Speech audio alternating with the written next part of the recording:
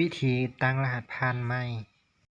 สบายดีคลิปนี้จะมาแนะนำวิธีการเปลี่ยนรหัสผ่านเข้าแอป ePay ใหม่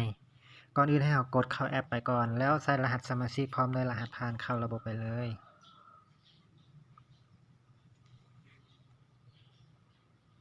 หลังจากที่เข้าระบบมาแล้วก็กดออกตัวนี้แล้วให้เราเลื่อนขึ้นมาข้อมูลผู้ใช้กดเข้าไปแล้วมาหาคำว่าตัวนี้เปลี่ยนรหัสผ่านใหม่เราก็กดเข้าไปเลยแล้วก็มาป้อนรหัสผ่านใหม่เราจะตั้งว่าอย่างเมื่อกี้นี่รหัสตัวเก่าแล้ววันนี้เรามาตั้งรหัสใหม่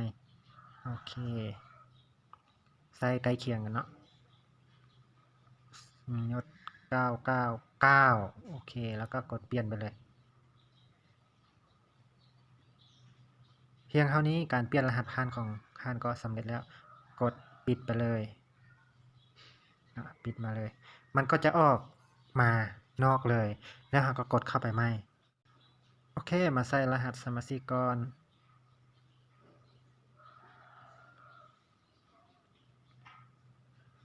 ใส่รหัสผ่านเข้าไปรหัสที่เราตั้งเมื่อกี้นี่999เข้าระบบไป